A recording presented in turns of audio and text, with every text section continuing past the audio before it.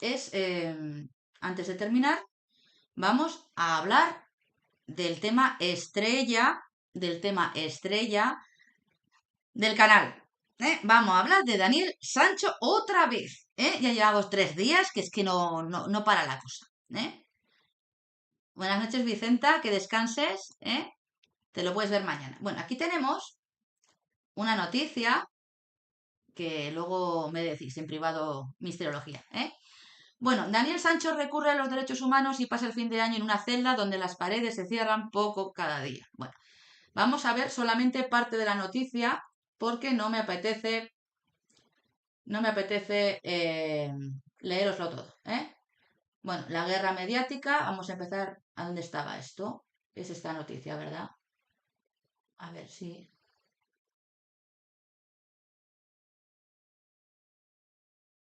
Aquí, vale.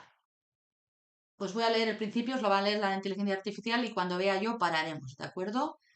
Vamos a leer en voz alta y me vais diciendo. Gente, Daniel Sancho recurre a los derechos humanos y pasa el fin de año en una celda donde las paredes se cierran un poco. Más cada día. En la mente de un preso hay preguntas que se ciernen en bucle y monopolizan sus pensamientos. ¿Cómo llegó aquí? Daniel Sancho es ajeno al mundo exterior, donde el ruido sigue. Los abogados preparan nuevos argumentos, las familias lidian con su dolor, y el reloj avanza, implacable. Pero el presunto asesino está sentado en una celda estrecha y húmeda en Surat Thani. Una prisión que podría figurar en las páginas de una novela oscura. Sus días son largos, las noches intensas. Escuchad porque esto es interesante, lo que voy a dejar que lea la inteligencia artificial, que no voy a leeros todo el tocho porque no, pero es interesante para que veáis que se está empezando a ver, a vislumbrar un poco de lo que pasó realmente en el procedimiento en Tailandia. Y lo vais, si queréis, vais a coger los vídeos del principio, los directos del principio, de los que yo hacía al principio, y vais a ver que está saliendo, gracias a Dios, todo lo que yo he ido diciendo, porque es que esto se veía venir, porque sabemos cómo funciona Tailandia, sabemos cómo son los procedimientos y sabemos cómo es la policía de allí, concretamente la de la isla de Kopangan. Escuchad. Interminables. Condenado a cadena perpetua por el asesinato del cirujano colombiano Edwin Arrieta. Ha encontrado un nuevo hilo del que tirar. Un último recurso, los derechos humanos. Su defensa ha dado un giro desesperado. No ha dado un giro, no ha dado un giro. Siempre hemos dicho que se tendrían que haber respetado los derechos humanos y los derechos procedimentales y constitucionales que hay en Tailandia. ¿eh? Desesperado. El plazo inicial para presentar el recurso de apelación vencía el 29 de noviembre. Pero como un boxeador tambaleante que se niega a caer, su equipo legal pidió una prórroga. Y otra. Y ahora, una tercera. El 29 de enero de 2025 es la nueva fecha límite. Dicen que el caso es complejo. Dicen que hay detalles que deben estudiarse como si cada uno de ellos fuera la clave para deshacer un nudo imposible. No se trata solo de discutir si hubo premeditación. No solo de cuestionar cómo murió Arrieta. Este recurso habla de derechos fundamentales. Y en eso, García Montes es, bueno, no, lo siguiente. Es uno de los mejores abogados en derechos fundamentales. Es una eminencia. Y no me paga, iluminaos. No me va a contratar. Y todo era una guasa de Juan que el Día de los Santos Inocentes lo retrasó hasta el día 31. ¿De acuerdo? Fundamentales. De fallos graves que podrían cambiar el rumbo de todo. El primer disparo de la defensa apunta al intérprete que tradujo para Sancho durante el juicio. Según sus abogados, este hombre no estaba preparado para la tarea. Solo hay que ver cuándo salió y se puso a hablar castellano, español, que no sabía hablarlo correctamente, que de traductor de español tenía lo mismo que yo de panadera, o sea, es decir, nada, no sabía hablar con corrección, así que las traducciones que le harían serían indebidas.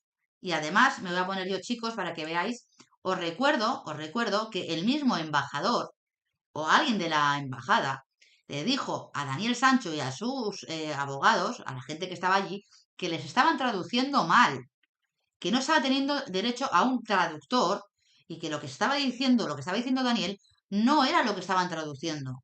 Y hubo muchos problemas de interpretación. Aquí es un derecho fundamental. Realmente Daniel no estuvo informado en el juicio absolutamente de nada con un traductor que no sabía traducir.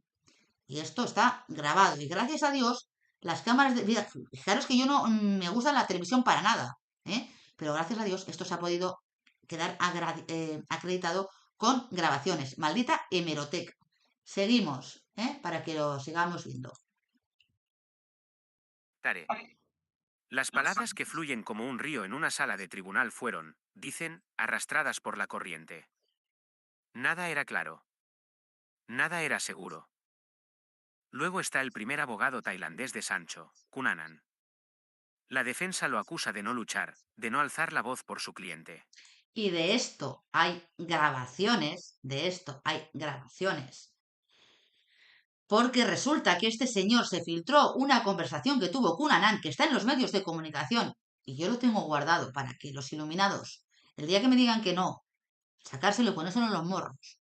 Le dijo al juez que Daniel lo tenía preparado desde España, que lo había hecho con premeditación, y es que estaba amenazado por el señor Arrieta.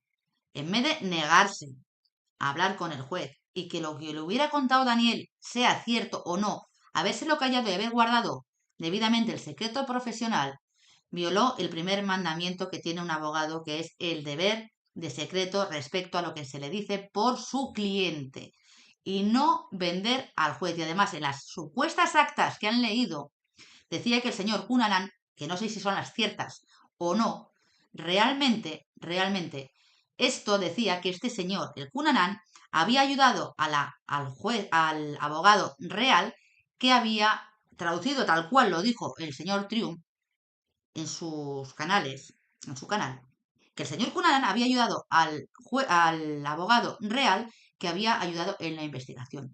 Cuando el abogado de la defensa no está para ayudar a la policía, está para ayudar a su cliente. Y obviamente, este señor no ayudó, no tuvo un abogado como Dios manda, y este señor debería de ser inhabilitado por haberse saltado el secreto profesional y haber hablado con el juez de lo que le estaba contando su cliente. Porque su función es ayudar al cliente, no hundirle ni no ponerle la cabeza en una bandeja de plata al juez que iba a enjuiciar el asunto. Y eso lo llevo diciendo desde el inicio de este procedimiento, que me enervó que fuera a declarar y que la tuiba dijera que sí que había declarado algún anal, que la policía lo había llamado y que no tenía secreto profesional. Para que veáis que sí. Escuchad que sigue el tema porque está muy interesante. ¿Se me ha ido lo de leer? Sí. Bueno, vale. A ver, lo del Cunanal. Vale. De haber dejado que los hechos se precipitaran como una tormenta sin tratar de detenerla. En un caso como este, cada segundo cuenta, cada decisión puede marcar la diferencia entre la vida y la muerte, entre la libertad y la cadena perpetua. Es decir, no defendió a Daniel, en todo lo cual no tuvo un juicio justo, no tuvo asistencia letrada cuando la tendría que tener y todo el procedimiento, sigo diciendo, es nulo de pleno derecho. Bueno, hay algo más, un ruido sordo que retumba en las entrañas de la sentencia. La defensa asegura que lo que se discutió durante el juicio no coincide con lo escrito en el veredicto. Y hemos leído la sentencia y obviamente esto es tal cual. Y eso no es poca cosa, es una sombra que se cierne sobre la transparencia de todo el procedimiento. Sancho confesó, sí, pero ahora su defensa dice que lo hizo porque alguien le susurró promesas al oído. Confiesa, cuenta que le dijeron, volverás pronto a España. Eso está documentado. Lo que pasa es que ahora el señor Jameson no existe, según la sentencia. Y Daniel ha tenido que probar su inocencia cuando es al revés. Es inocente hasta que se demuestre lo contrario en un juicio justo, con todas las garantías, con las pruebas que no les dejaron presentar porque no se las admitieron, y además es el fiscal el que tiene que probar la acusación. Y el fiscal no lo aprobó según lo que pone en la propia sentencia. Si eso es cierto, las palabras fueron más afiladas que un cuchillo, pero las autoridades tailandesas niegan todo, juran que el juicio se llevó a cabo conforme a la ley. Esto no es... bueno, hasta aquí, porque ya hablan de la familia Arrieta y hablan de una guerra mediática, ¿eh? El caso de Daniel Sancho es una hoguera. Bueno, aquí tenemos, los Arrietas no hablan, la de Arrieta no habla, hablan, exigen, ¿eh? Quieren la pena de muerte sí o sí. El peso de la opinión pública no es menor, a veces inclina balanzas, a veces endurece corazones, ¿eh? Os acuerdo que hemos estado hablando de lo que hacía el señor Gallego con la opinión pública, que le destrozó la vida a un hombre y a su hija, ¿eh? A su hija, pues porque utilizó también estas técnicas mafiosas, esas tácticas mafiosas. Bueno, en este caso es un campo de batalla. El 29 de enero marcará el próximo capítulo de esta historia. La defensa de Sancho apunta todo a este recurso. No solo es un documento legal, es un grito, un golpe en la mesa. Es el último intento de cambiar el rumbo de una vida que ahora parece escrita en piedra. Pero Tailandia no es lugar que ceda fácilmente. Su sistema judicial es severo, inflexible. La cadena perpetua no es solo una condena, es una declaración. Bueno, aquí es lo que tenéis, ¿eh? Esto es lo que ha salido de Daniel Sancho. Y si sois tan amables, ya nos vamos a despedir. Espero que os haya gustado el directo y que pongáis muchos corazoncitos para la defensa, muchos corazoncitos para Daniel, para Rodolfo, que también he tenido que escuchar que esto era una manera de lavar su imagen pública, porque a Rodolfo, según los iluminados, solo les importa su imagen pública cuando no es cierto, está haciendo todo lo que tendría que hacer un padre coraje, ¿eh? Y la otra familia lo único que quiere es dinero, ni siquiera se molestó en ir a ver si realmente eran los restos del señor Arrieta, todas las irregularidades que ha habido y como habéis visto, los derechos humanos firmados por Tailandia se tienen que garantizar y no ha tenido ningún tipo de derechos humanos, ni derechos procedimentales, ni se han respetado los derechos de Tailandia, ni la legislación de Tailandia, ni han hecho absolutamente nada. Así que yo espero, por el bien de Tailandia, que anulen esa puñetera sentencia. Si no es ahora en el recurso de apelación, que sea en el recurso de casación ante el Tribunal Supremo de Tailandia, porque Tailandia va a tener muy poca credibilidad de cara al turismo y se le va a caer la cara de vergüenza a cualquier jurista de verdad que sea tailandés con su misma legislación y lea la burrada que han hecho con esa sentencia, que presupone, prejuzga, no se basa en ninguna prueba y obviamente es nula de pleno derecho. Bueno, pues hasta aquí el directo de hoy. Dejamos 5 minutos, chicos, y nos vemos más tarde en Twitch.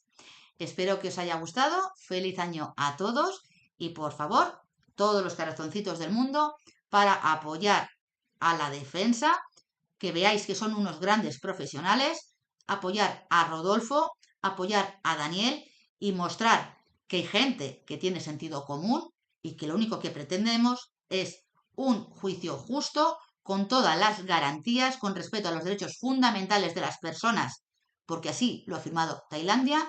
Y repito lo mismo, los muertos, muertos están y los muertos no tienen derechos. Que paséis muy buena noche los que no vayáis a Twitch y ahora en unos 5 minutos nos vemos, ¿de acuerdo? Que descanséis.